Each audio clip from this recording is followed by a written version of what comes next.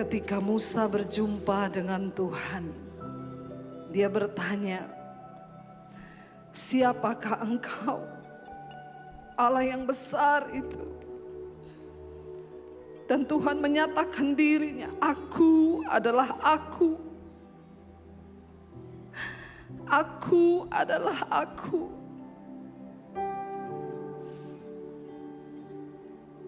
Dia dapat menjadi Allah yang membawa damai sejahtera di hidup kita. Dia juga adalah Allah Sang Maha Kuasa atas hidup kita. Dia juga Allah keselamatan bagi kita. Dia juga Allah yang Maha Perkasa atas hidup kita. Dia berkata, "Aku adalah Aku." Biar malam ini Tuhan nyatakan dirimu. Nyatakan dirimu bagi setiap anak-anakmu, bagi setiap kami yang rindu akan Engkau Tuhan.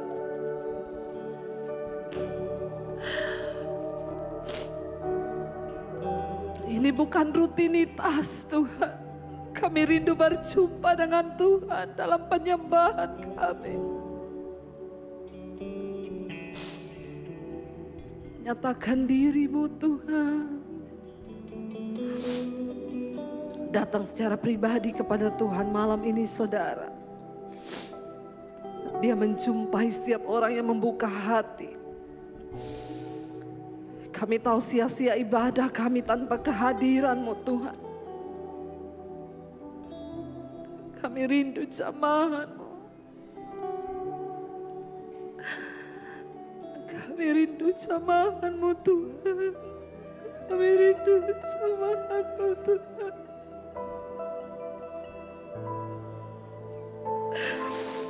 Jamah setiap hati Tuhan.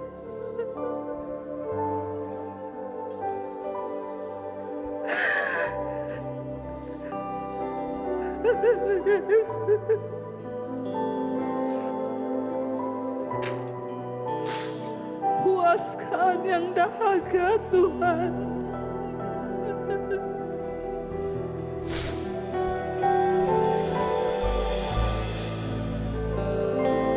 Haleluya Yesus.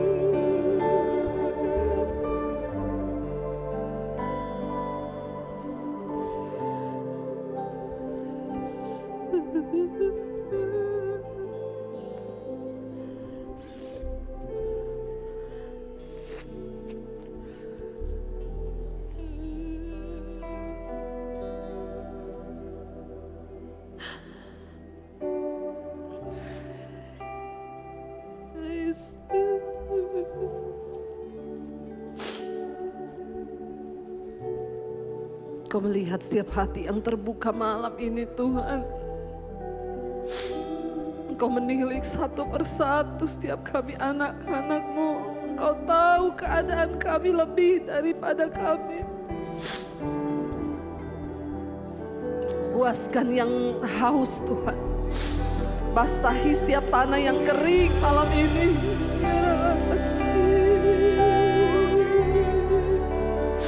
Jesus.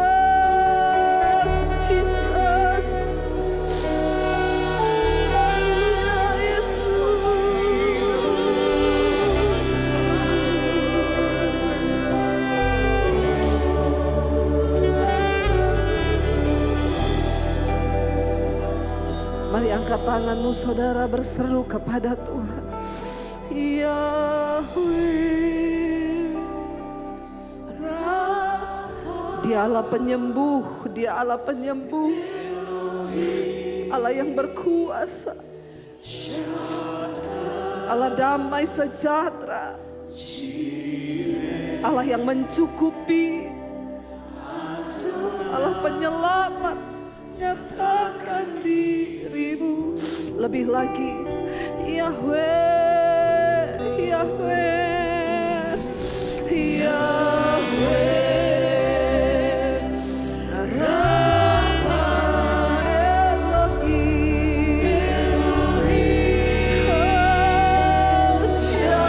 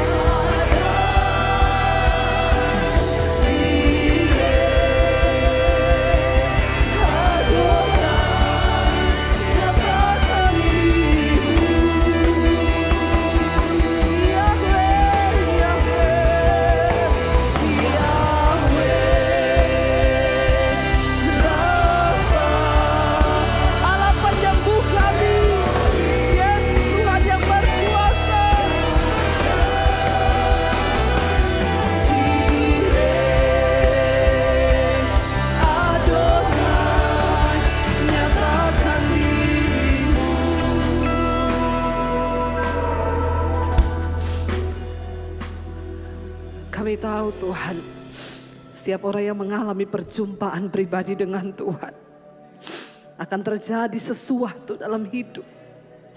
Yang sakit Engkau sembuhkan Tuhan, sebab Engkau Allah penyembuh bagi kami. Yang hari-hari ini kehilangan damai sejahtera, Engkau Allah El Shaddai yang membawa damai di hidup kami.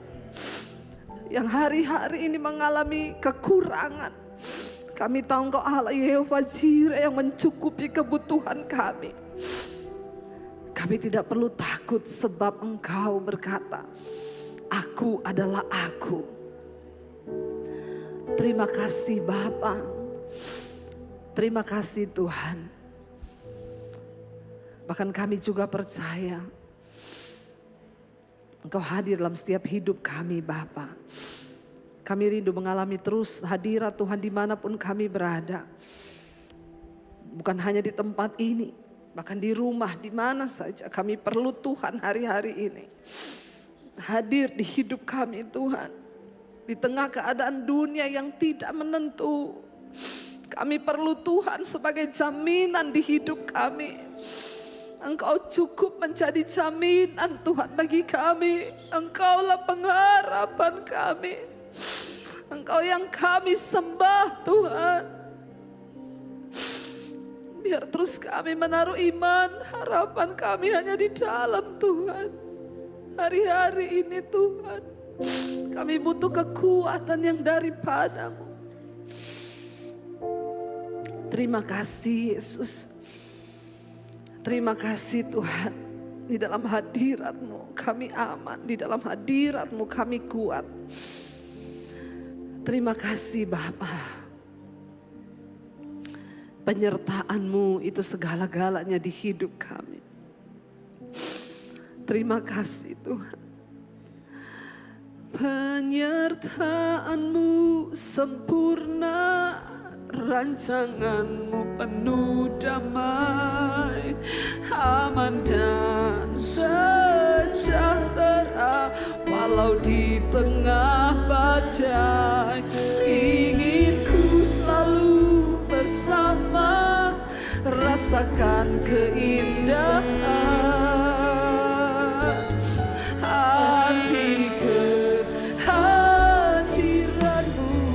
Lebih lagi angkat tanganmu di hadapan Tuhan saudara. Katakan kami butuhkan penyertaan-Mu sempurna, rancangan-Mu penuh damai, aman dan sejahtera walau di tengah badai. Ingin ku selalu bersama, rasakan keindahan.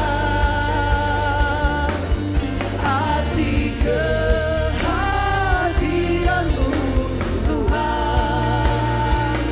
Lebih lagi saudara, bilang pada Tuhan, penyertaan-Mu sempurna, rancangan-Mu penuh damai, aman dan sejahtera walau di tengah badai. Ingin ku selalu bersama, rasakan keindahan. Arti kehadiran-Mu. Lebih lagi katakan penyertaan-Mu Tuhan. Penyertaan-Mu sempurna, rancangan kami percaya. Yes.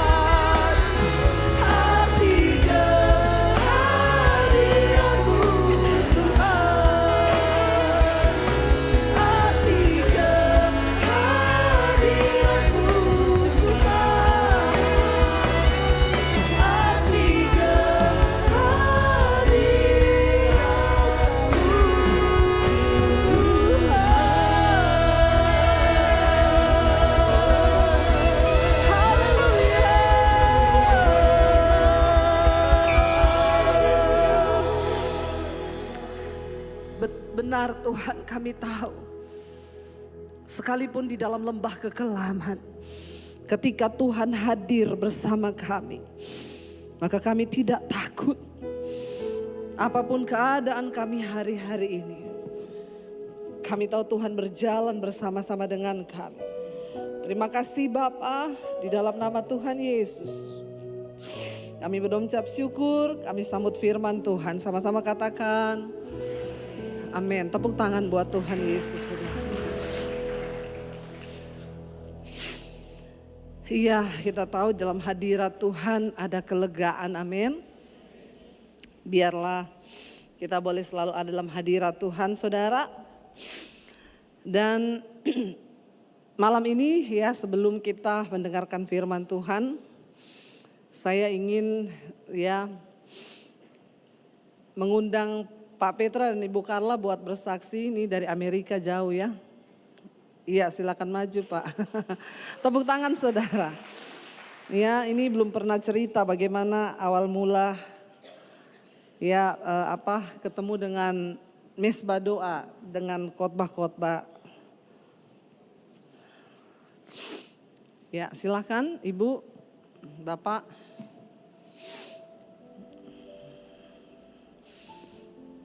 Iya, silakan Pak. Kenalkan nama dulu. Shalom Bapak Ibu Saudara sekalian, nama saya Petra Wijaya Liu, istri saya dengan Carla Kristianti. Kami sebetulnya domisili kami ada di Amerika. Saya tinggal di Amerika sudah hampir kurang lebih 20 tahun. Singkat cerita saja, perkenalan saya dengan Ibu Debbie, dengan mesbah doa, dimulai ketika COVID itu tiba di awal tahun 2020 maksud saya. Waktu itu semua lockdown, pekerjaan berhenti, ribuan karyawan kami berhenti di Amerika, pabrik tutup, hotel tutup, warehouse tutup. Saat itu di bulan Maret dan ya kami hanya berserah pada Tuhan. Waktu itu juga terus kita mulai dengarkan khotbah-khotbah Ibu Debbie, terutama istri saya yang rajin mendengarkan mesbah doa. Waktu itu setiap kali hobi dia ini masak, saudara-saudaraku. Masak sendiri sambil mendengarkan khotbah. Tapi otomatis karena waktu itu situasi lockdown, saya di rumah. Jadi saya pun ikut mendengarkan waktu itu. Jadi terpaksa ya Pak? Bukan terpaksa Bu, saya dengan sukacita, saya juga diberkati. Waktu itu sangat ingat sekali kata-kata yang menguatkan itu, kalau belum wayai mati ya belum mati. Oh iya. Kalau belum saatnya meninggal ya enggak meninggal. Kalau belum waktunya Tuhan ya tidak akan terjadi. Dan itu kita imani, kita amini. Selama masa pandemi itu kita banyak dikuatkan melalui khotbah-khotbah Ibu Debbie. Waktu itu kita belum kenal saudara-saudara. Waktu itu saya dengan Bu Debbie, dengan Pak Daniel juga belum kenal satu dengan yang lain, bahkan belum pernah berbicara lewat telepon sekalipun. Sekitar bulan Desember 2020, karena mertua saya, jadi ibu dari istri saya itu menolong sahabatnya yang kena COVID waktu itu, sehingga beliau pun juga tertular COVID karena menolong temannya, sahabatnya. Dan Tuhan berkehendak pulang ke rumah Tuhan di bulan Desember. Waktu itu kita juga sedih karena satu-satunya papa mertua sudah dipanggil pulang beberapa tahun sebelumnya. Kita juga berduka dan yang paling menyedihkan adalah kita ditinggal oleh orang yang kita cintai dan kita tidak bisa ada di samping almarhum. Itu yang paling menyedihkan. Dan kita hanya bisa melihat melalui Zoom, melalui TV yang kita lihat pada saat prosesi penguburan dan lain sebagainya. Belum lama kita diselimuti dengan rasa duka di bulan Februari, jadi terpaut hanya 2 bulan. Istri saya terserang COVID waktu itu, COVID Delta, saudara-saudara. sangat ganas COVID Delta waktu itu. Bahkan boleh dikata kalau kita ngomong sudah hampir mati. Jadi nafas itu sudah tidak karuan. Waktu itu juga beberapa teman saya, sahabat menganjurkan, udah kamu istrimu bawa aja ke hotel karantina, kamu stay aja di rumah. Karena saya dan anak saya tidak tertular COVID waktu itu.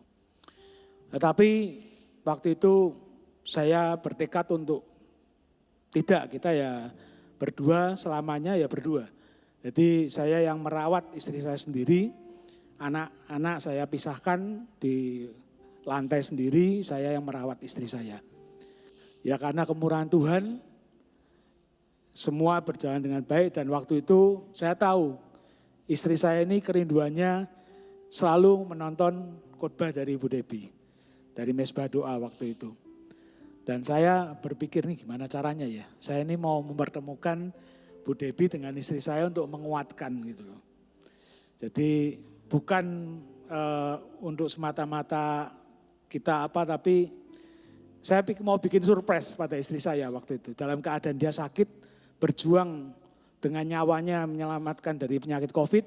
Saya mau bikin suatu surprise untuk menguatkan dia. Waktu itu saya menghubungi beberapa pendeta yang saya kenal, bisa enggak saya disambungkan dengan Bu Debbie. Karena saya tahu kalau saya menghubungi sendiri siapakah saya ini.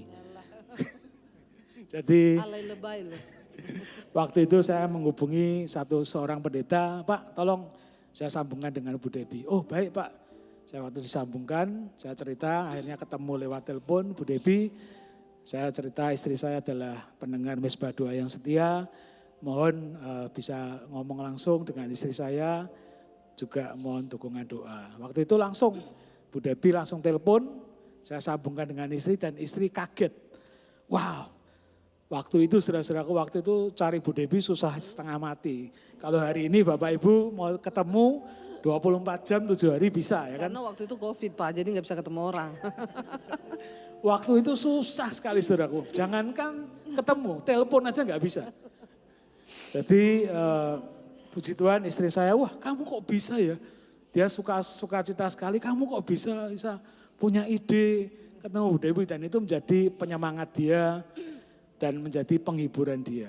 Selain otomatis Tuhan adalah sumber penghiburan, amin. Tetapi pesan yang saya mau sampaikan hari ini, ketika kita jatuh dalam masalah atau apapun yang kita hadapi, kelilingilah diri kita dengan orang-orang yang positif. Amen. Dengan orang-orang yang membangun, orang-orang yang mendoakan. Justru jangan menjauh dari persekutuan-persekutuan dengan tubuh Kristus. Amen. Itu yang mau saya sampaikan dan puji Tuhan. Selama sekian tahun berjalan, kami berteman, Ibu Debbie banyak memberikan wejangan, nasihat pada kami. Dan kami sampai hari ini tetap berada di bawah bimbingan Ibu Debbie dan Pak Daniel, dan semuanya itu memuliakan nama Tuhan. Amin, amin. Terima kasih. Jadi ibu-ibu ngomong dulu dong sepatah kata, masa suaranya enggak terdengar ya? Ngumpet di belakang. Iya, ngumpet loh. Oh iya, Tuhan memberkati, silakan. Tepuk tangan saudara, ya luar biasa. Memuliakan nama Tuhan. Iya, jadi kita bersyukur dalam segala keadaan saudara, yang harus kita cari itu adalah Tuhan, dan kita berada ya di dalam persekutuan orang-orang yang takut akan Tuhan. Kita bersyukur ya hari kemarin kita semua sudah nyoblos kemarin kan? Sebagai warga negara yang baik ya, harus nyoblos. Pilihan boleh berbeda, tapi kemarin juga hari kasih sayang. Jadi semua saling menyayangi karena semua adalah anak bangsa yang pasti rindu memberikan yang terbaik bagi bangsa kita. Saudara, kita bersyukur, kita tetap berdoa sampai beberapa saat ke depan, makanya ini juga agak sepi ya, biasanya penuh karena banyak yang masih keluar kota ya, keluar negeri. Ya jalan-jalan setelah pemilu, mungkin tegang ya mau nyoblos apa. Jadi habis coblosan langsung terbang kemarin jalan-jalan ya. Ada yang ke Bali pamit ya, nggak bisa hadir mesbah doa Bu. Saya lagi ke Bali, saya ke Singapura, kita ada di sini berkumpul berdoa buat bangsa kita. Amin. Tepuk tangan dong buat yang hadir malam hari ini. Saudara, dimanapun kita berada, ya firman Tuhan berkata kita harus selalu ada dalam hadirat Tuhan. Saya pengen kita membaca bersama dalam Yeremia pasal 29 ayat yang ke-7 saudara. Yeremia 29 ayat yang ke-7, firman Tuhan tuh berkata di sana begini. Ya, Yeremia 29 ayat yang ke-7, usahakanlah apa? Kesejahteraan kota kemana kamu aku buang. Dan berdoalah untuk kota itu kepada Tuhan sebab kesejahteraannya adalah kesejahteraanmu juga. Ayat ini ditulis saudara, ini adalah surat yang dikirim oleh Nabi Yeremia untuk orang-orang Israel yang berada di dalam pembuangan di negeri Babel. Ya, pada waktu itu Yeremia mendapatkan firman Tuhan dan dia menulis lalu dia kirim surat. Ya, kalau kita lihat Yeremia 29 ayat yang 1 di sana dikatakan beginilah bunyi surat yang dikirim oleh Nabi Yeremia dari Yerusalem kepada tua-tua di antara orang buangan, kepada imam-imam, kepada nabi-nabi, dan kepada seluruh rakyat yang telah diangkut ke dalam pembuangan oleh Nebukadnezar dari Yerusalem ke Babel. Kita tahu kenapa bangsa Israel pada waktu itu mendapatkan penghukuman atau murka Tuhan, karena mereka hidup menentang Tuhan. Mereka jauh dari kebenaran, mereka melakukan penyembahan berhala, mereka melakukan kenajisan, bahkan di rumah Tuhan terjadi pelacuran saudara. Lalu Tuhan murka kepada bangsa itu sehingga Tuhan izinkan bangsa Israel ditaklukkan oleh Babel dan mereka sebagian diangkut di dalam pembuangan ke negeri Babel. Saudara, ya mereka sedang ada dalam pembuangan. Saya mau tanya saudara, ya dosa itu selalu membawa hal yang tidak baik bagi hidup kita. Ya, dosa itu pasti membawa kutuk, dosa pasti membawa murka Tuhan. Makanya saya selalu berpesan kepada jemaat mesbah doa, buang-buanglah dosa di hidup kita, amin. Buang, setiap hari mari kita bereskan hidup kita. Ya, sebab ketika kita hidup di dalam kekudusan, orang yang paling bahagia di dunia ini adalah orang yang hidup di dalam kekudusan. Mau mati kapan saja, mau apapun yang terjadi di dunia ini, pokoknya orang yang paling bahagia itu orang yang hidup dalam kebenaran. Ya, makanya malam ini yang masih selingkuh-selingkuh bertobat, amin. Nggak ada yang amin, berarti nggak ada yang selingkuh. Puji Tuhan. Yang masih kepahitan, yang masih kecewa sama orang, masih marah. Sekarang itu banyak orang agak sakit jiwa. Ya, gara-gara pilpres berbeda, marah, gara-gara emosi, ya jangan saudara. Marilah kita ini sama-sama, saya itu lihat status sekarang itu perang status di sosial media. Pendeta kok pilih kosong ini, pendeta kok pilih kosong itu. Ya, namanya juga kan hak memilih. Semua pasti punya pertimbangan masing-masing, pasti juga berdoa. Nggak usah saling menghakimi. Ya lalu marah, saya unfollow you. Ya dulu follow-followan, sekarang unfollow. Lucu ya saudara. Mari kita ini punya hati yang disinilah terlihat kedewasaan iman kita toh. Kita ini kan gak harus sama, di dalam hidup ini kita harus belajar saling menerima. Dosa itu membawa murka Tuhan dalam hidup kita. Gak usah cari-cari banyak musuh lah hari-hari ini, amin. Kita cari banyak teman, banyak saudara-saudara. Ya, yang masih bermusuhan ipar, kakak adik, ayo berdamai, amin. Nanti kalau pengangkatan tiba, malaikat mau angkat masih ada musuh diturunkan lagi loh. Malaikat bilang berdamai dulu kau, ya. Ayo kita hari-hari ini menyiapkan diri supaya kita ini layak. Kita ada di hari-hari yang terakhir saudara. Benar-benar hari-hari ini Kita perlu berjaga-jaga, kita perlu banyak-banyak berdoa. Ini akhir dari akhir zaman. Ya, ada banyak orang kaya yang bilang sama saya, "Duh Bu, yang saya takutkan sekarang itu hanya satu Bu, perang dunia itu loh. Bisa terjadi kapan saja." Saya bilang enggak usah takut lah, dengar berita-berita hari-hari ini, dengar itu, enggak usah takut. Ya, banyak yang tanya sama saya, nanti kalau kita suruh pasang chip Bu, pasang atau tidak? Ya, saya bilang ya berdoa supaya sebelum hari itu datang kita mengalami pengangkatan. Ya, kita disingkirkan terlebih dahulu. Memang akan terjadi saudara. Ya, saya bilang itu akan terjadi, memang sangat ya kita ada di dunia yang ya semua akan tergenapi. Tapi bagian kita adalah mempersiapkan hidup. Itu tidak bisa dihindari karena memang harus terjadi. Tapi mari kita mempersiapkan hidup kita. Lalu ketika itu akhirnya Tuhan mengizinkan mereka itu tertawan dan dibawa ke Babel. Coba kita membayangkan kalau kita pada zaman itu, kita ada di satu kota nih. Lalu diserbu oleh satu negara, kota kita. Lalu kita kalah dan kita dipaksa dibawa ke negara mereka. Saya mau tanya saudara, kira-kira itu keadaan yang enak atau tidak? Tidaklah, kita disuruh meninggalkan kehidupan kita. Coba yang punya toko usaha, yang punya rumah banyak. Tiba-tiba kita suruh ninggalin kota kita, suruh ninggalin negara kita.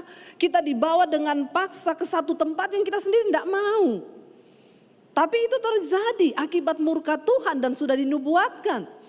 Tuhan berkata, aku akan melaksanakan itu.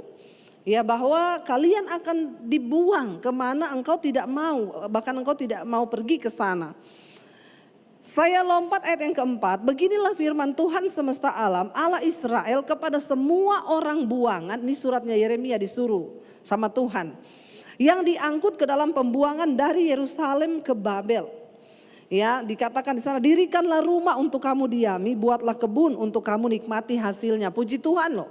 Walaupun di pembuangan masih dapat suara Tuhan lewat Nabi Yeremia. Ya, lewat hamba Tuhan. Ya, masih disuruh, didapat perintah Tuhan. Demikianlah firman Tuhan. Apa yang harus kamu lakukan? Karena pasti mereka kebingungan di negeri orang, gak tahu mau ngapain ini. Tapi Tuhan masih mengasihi bangsa Israel. Kenapa Tuhan izinkan pembuangan itu? Cuma satu, agar mereka itu bertobat. Jadi kalau kita menikmati yang tidak enak di hidup kita, kalau kita ikut Tuhan sungguh-sungguh, kita percaya bahwa Tuhan itu turut bekerja dalam segala sesuatu untuk mendatangkan kebaikan bagi hidup kita. Lalu di sana saudara masih disuruh lagi, Tuhan masih kasih tahu, pertama dirikan rumah untuk kamu diami, buatlah kebun untuk kamu nikmati hasilnya. Ya, berkebun Tuhan bilang ya. Lalu dikatakan ambillah istri untuk memperanakan anak-anak laki-laki dan perempuan. Ambilkanlah istri bagi anak-anakmu juga laki-laki dan carikanlah suami bagi anakmu perempuan supaya mereka melahirkan anak laki-laki dan perempuan agar di sana kamu bertambah banyak dan jangan berkurang. Itu perintah Tuhan.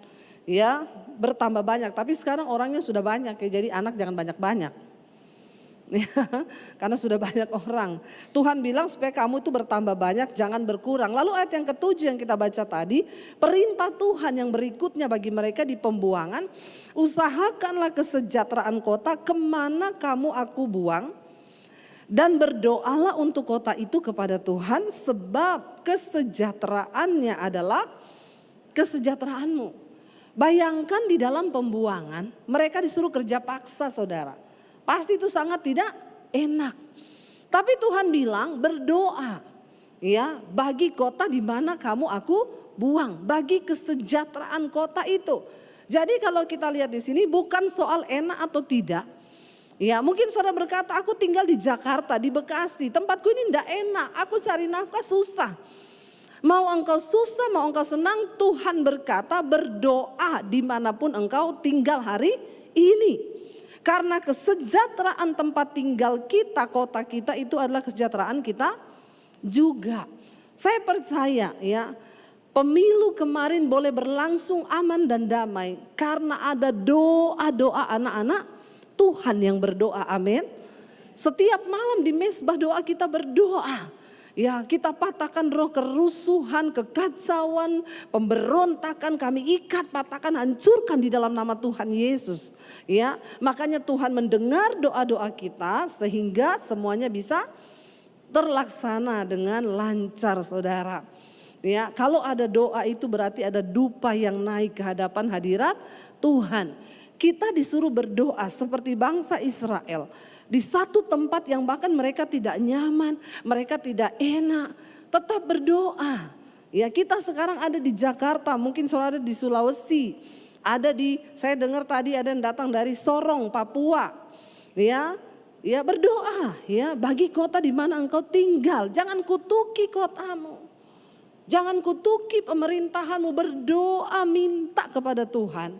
Ya Tuhan, kami berdoa buat kota ini, buat pemerintahan ini. Karena kesejahteraan kota kami itu juga kesejahteraan kami. Bahkan mari hari-hari ini saudara kita berdoa meminta pertobatan bagi kota kita. Di mana saudara tinggal berdoa, ada satu orang saja yang berdoa buat kota itu. Tuhan memperhitungkan. Ya, kita ingat ketika Sodom dan Gomora akan dibinasakan. Tuhan bilang kepada Abraham bilang bagaimana kalau ada 50 orang? Tuhan bilang oke, kalau ada 50 orang saya tidak binasakan. Enggak ada, 40, 30, ya 20, 10. Ya ternyata tidak ditemukan saudara. Dalam satu kota tidak ada 10 orang benar. Bayangkan loh. Saya berdoa biar kita semua menjadi orang-orang benar yang kehadiran kita, kehidupan kita di kota kita itu diperhitungkan oleh Tuhan.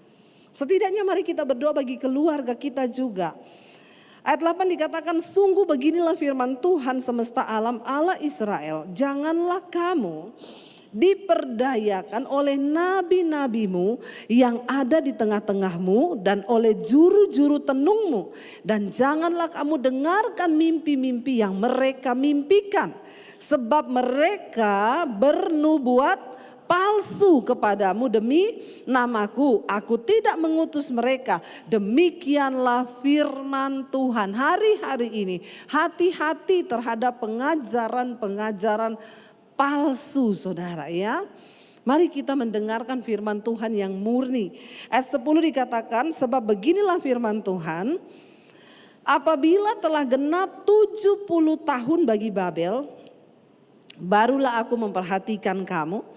Aku akan menepati janjiku itu kepadamu dengan mengembalikan kamu ke tempat ini. Lama enggak saudara 70 tahun? Ya waduh lama saudara. Banyak yang sudah mati juga di Babel. Ya baru Tuhan menggenapi. Makanya saudara bangsa Israel itu keras tengkuk. Sudah dibilang bertobat enggak mau. Akhirnya penghukuman terjadi. Kalau sudah terjadi ya harus dibayar. Dosa itu menyebabkan murka Tuhan turun atas hidup kita. Jangan bilang, aduh itu pendeta perjanjian lama. Kenapa masih bicara penghukuman? Kita kan sudah ada di zaman kasih karunia. Saudara jangan bermain-main dengan kasih karunia. Sebab kasih karunia Tuhan itu mahal harganya. Dari zaman dahulu kenapa firman Tuhan perjanjian lama masih ditulis? Supaya kita belajar. Sifat Allah itu tidak berubah loh. Kalau di perjanjian lama Allah murka, berarti sampai hari ini juga Tuhan bisa murka saudara. Amin. Ya, jadi kita ini harus sungguh-sungguh loh ya. Percaya kepada Tuhan, berpegang kepada janji Tuhan. Ya, karena janji Tuhan itu tidak seperti janji manusia. Perkataan Tuhan tidak seperti perkataan manusia saudara. Satu kali ada politisi mati saudara. Lalu ketika mati, ya ditanya sama malaikat, kamu mau masuk surga atau neraka? Dia bilang di surga seperti apa? Di surga itu banyak orang menangis, orang bersedih. Di neraka seneng-seneng, hura-hura, banyak artis. Banyak orang mabuk-mabuk minum. Enak ya di neraka. Jadi kamu pilih mana? Surga apa neraka? Neraka aja. Dibawalah dia ke neraka. Sampai di neraka dia lihat orang disiksa. Dia bilang, loh tadi kan katanya di sini enak. Itu hanya kampanye. Kalau perkataan manusia bisa berubah, ya saat kampanye manis saudara. Ya, hanya kampanye aja itu. Tapi Tuhan itu AA, BB, dia tidak berubah. Kalau dia katakan penghukuman, ya penghukuman. Makanya jangan hanya mau dengar yang manis. Yang manis-manis itu bisa bikin kita ya banyak makan manis bikin kencing. Alias diabetes. Ini baru Imlek kemarin toh. Kalau Imlek itu banyak makanan manis toh. Makan semua yang manis-manis, katanya biar rezekinya manis. Padahal makan manis jadi kencing manis saudara. Hati-hati ya. Orang tuh kalau Imlek banyak tradisinya. Nggak boleh menyapu. Katanya kalau nyapu nanti rezekinya ikut tersapu. Kemarin yang nggak nyapu sopo? Bertobat ya. Kalau rezekinya dari Tuhan tidak usah takut nyapu-nyapu, amin.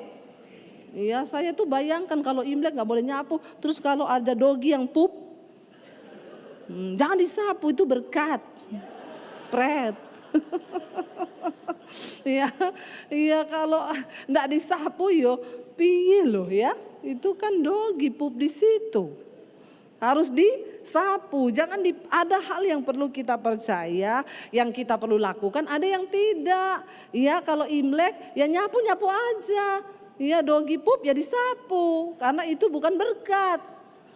Kalau dogi pup itu bau, ya. Sebaliknya saudara, ada yang bagus di Imlek itu, yaitu tradisi saling memberi. Kok tahu? Tapi ini saya belum ada yang ngasih angpau loh. Ya udah gak bisa terima angpau, saya kan sudah menikah toh. Yang terima angpau yang belum menikah toh sama yang orang tua. Tapi bagus itu tradisi, kita saling memberi, saling berbagi. Yang belum kerja dikasih duit ya. Jadi makanya ini saya bawa anak saya 3. Enggak saudara, bercanda. Ya bercanda, emang boleh. Jadi saudara ingat ya, kita itu jangan hanya mau yang manis-manis ya. Kalau dengar janji-janji yang manis, firman manis terus ya. Enggak pernah yang pahit-pahit dikasih tahu. Padahal yang pahit itu menyehatkan. Yang manis itu bikin penyakit. Tuhan ngomong dihukum. Bayangkan 70 tahun ditunggu sampai genap. Tunggu dulu sampai genap, baru aku kembalikan engkau kepada negeri dari mana engkau tercerai berai. Makanya tolong ingat baik-baik, konsekuensi dosa itu sangat berat. Iya kalau kita sanggup menanggung 70 tahun loh, itu lama enggak saudara? Lama, enggak cepet. Tapi kalau Tuhan sudah berkata pasti terjadi.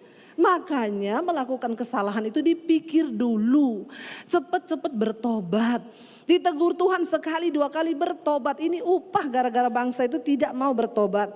Tapi Tuhan bilang tunggu 70 tahun. Aku akan menepati janjiku. Makanya saudara kalau nggak mampu membayar konsekuensi dari dosa. Jangan terus-terus berbuat dosa. Ayat yang ke-11 ini ayat hafalan kita semua. Makanya ada ayat ini, jangan cuma di garis bawah ini. Harus tahu sejarah historinya kenapa muncul ayat ini. Tuhan bilang ayat 11 apa? Sebab aku ini mengetahui rancangan-rancangan apa yang ada padaku mengenai kamu. Demikianlah firman Tuhan, yaitu apa? Rancangan damai sejahtera dan bukan rancangan kecelakaan, untuk memberikan kepadamu hari depan yang penuh harapan. Saudara bisa bayangkan di pembuangan di Babel dikirimi surat dari Tuhan seperti ini. Sudah dalam pembuangan nih, tercerai-berai mereka semua. Lalu datang firman Tuhan, aku ini mengetahui rancangan-rancangan apa yang ada padaku mengenai kamu. Demikianlah firman Tuhan, yaitu rancangan apa? Damai sejahtera dan bukan rancangan kecelakaan, untuk memberikan kepadamu hari depan yang penuh harapan. Saya mau tanya, bagi mereka percaya kepada ayat ini susah atau susah? Susah karena lagi dalam pembuangan, lagi dalam penghukuman. Namun janji Tuhan itu tidak pernah salah. Kalau kita mau percaya sekalipun tidak enak, maka hal itu pasti terjadi. Bayangkan saudara, dalam pembuangan kerja paksa, ayat ini muncul. Kita kalau garis bawahi ayat ini sekarang enak ya. Orang Kristen kan banyak hanya garis bawahi aja. Saya waktu baca ayat ini, saya baca dari kitab awalnya. Oh ya ampun, ya ini ayat yang sangat luar biasa. Tapi sayang ayat ini diucapkan Tuhan dalam keadaan bangsa Israel lagi dalam pembuangan. Lagi di dalam penghukuman. Bayangkan hari ini saudara sedang ada dalam masalah. Ya, lalu Tuhan datang dan berkata, percaya anakku, rancanganku itu bukan rancangan kecelakaan. Aku ini akan memberikan kepadamu hari depan yang penuh harapan. Pasti mereka ngomong gini, hello please deh. Lah terus apa sekarang yang lagi kami alami? Saudara, penghukuman Tuhan itu membawa kepada pertobatan. Mending kita membayar harga di dunia ini. Daripada kelak nanti setelah kita mati kita menyesal. Karena kita sudah terlanjur berbuat dosa. Tuhan tuh mau memperbaiki hidup kita lewat semua pencobaan, persoalan yang kita izinkan, yang Tuhan izinkan terjadi. Itu untuk melatih iman kita. Membawa kita kembali kepada jalan Tuhan. Jadi ayat ini datang di dalam pembuangan. Ayat yang ke-12 ini yang kita harus garis bawahi. Tuhan bilang begini, baca. Apabila kamu berseru dan datang untuk berdoa kepadaku, maka aku akan mendengarkan kamu. Apabila kamu mencari aku, kamu akan menemukan aku. Apabila kamu menanyakan aku dengan segenap hati, aku akan memberi kamu menemukan aku. Demikianlah firman Tuhan. Dan apa? Aku akan memulihkan keadaanmu dan akan mengumpulkan kamu dari antara segala bangsa dan dari segala tempat kemana kamu telah kucerai beraikan. Demikianlah firman Tuhan. Dan aku akan mengembalikan kamu ke tempat yang dari mana aku telah membuang kamu. Jadi kuncinya cuma satu, Tuhan bilang, apabila engkau datang kepadaku, apabila engkau berseru kepadaku, datang berdoa kepadaku, maka aku mendengarkan kamu. Tuhan itu hanya sejauh doa saudara. Makanya saya selalu berkata, jangan titip doa. Nggak usah titip doa sama pendeta. Sebab Tuhan itu menunggu engkau datang. Waktu engkau datang secara pribadi, engkau berlutut di kamarmu dengan berlinang air mata. Hati Tuhan tuh, saudara, hati Tuhan itu tidak tahan. Melihat orang yang datang dengan linangan air mata dan berkata, Tuhan, aku memohon kepadamu. Dia Bapa yang baik saudara. Dia berkata, apabila engkau datang berseru untuk berdoa kepadaku, maka aku mendengarkan kamu. Ya, saya bersyukur jemaat Misbah Doa sudah tidak ada yang datang. Bu, doakan. Ya, datang sendiri kepada Tuhan. Ya, enggak ada pendeta yang sakti itu, enggak ada. Jangan aneh-aneh ya. Apalagi ada pendeta sekarang bilang, jamah jubahku. Ya, asal kau jamah jubahku kau sembuh. Dan jemaatnya itu goblok, jamah jubahnya bener. Dijamah saudara, jasnya pendeta itu. Sesat saudara. Ya, jangan engkau menempatkan diri udah kayak Yesus loh. Semua jemaatnya jamah dia loh. Menjamah begini saudara. Please saudara, please. Ya, makanya saya mau mengajarkan yang benar. Ya, coba ada yang berani begitu, jamah saya tengking kau. Ya, pernah saya pelayanan di satu kota, di luar kota. Ada ibu-ibu saya masuk, Bu Debi, dia pegang baju saya. Asal ku jamah jubah Bu Debi, saya bilang dalam nama Yesus, sesat kau. Iya loh saudara, jangan loh mengkultuskan pendeta siapapun dia. Ya, jangan saudara anggap pendeta itu sakti. Cuma Tuhan Yesus yang sakti, amin. Dengarkan pengajaran yang benar. Ya, nanti suruh cium kaos kakinya pendeta juga kau cium juga itu. Ya, ngeri sekali di jemaat sekarang. Apa yang disuruh pendeta dilakukan walaupun itu tidak sesuai dengan firman Tuhan. Bahaya saudara ya, bahaya loh, hati-hati. Ya, mari kita berpegang pada firman, cari Tuhan. Apabila engkau mencari aku, Tuhan bilang, aku menjawab. Aku memberikan diriku untuk ditemui. Ya, dia katakan di sana dengan segenap hati, menanyakan Tuhan dengan segenap hati. Kalau kau cuma titip pendeta itu enggak segenap hati.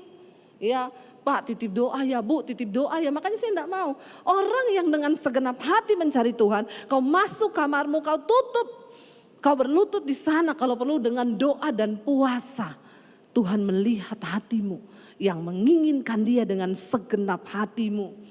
Maka dikatakan di sana, apabila engkau datang kepadaku dengan segenap hati menanyakan aku, ayat 13 tadi, ya, engkau menanyakan aku dengan segenap hati, aku akan memberi kamu menemukan aku. Demikianlah firman Tuhan. Dan aku akan memulihkan keadaanmu. Aku akan mengumpulkan engkau dari segala bangsa kemana engkau akut sudah buang. Saudara, ya kita ini mari sungguh-sungguh saudara. Berdoa buat bangsa kita. Ayo cari Tuhan di tengah bangsa ini. Ayat 17 kita baca yang terakhir saudara. Beginilah firman Tuhan ayat 17. Beginilah firman Tuhan semesta alam. Sesungguhnya aku akan mengirim pedang, kelaparan, penyakit sampar ke antara mereka. Dan aku akan membuat mereka seperti buah ara yang busuk dan demikian jeleknya sehingga tidak dapat dimakan.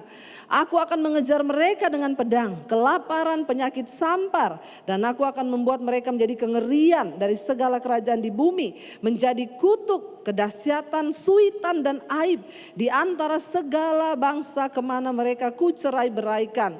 Sebagai ganjaran bahwa mereka tidak mendengarkan perkataanku.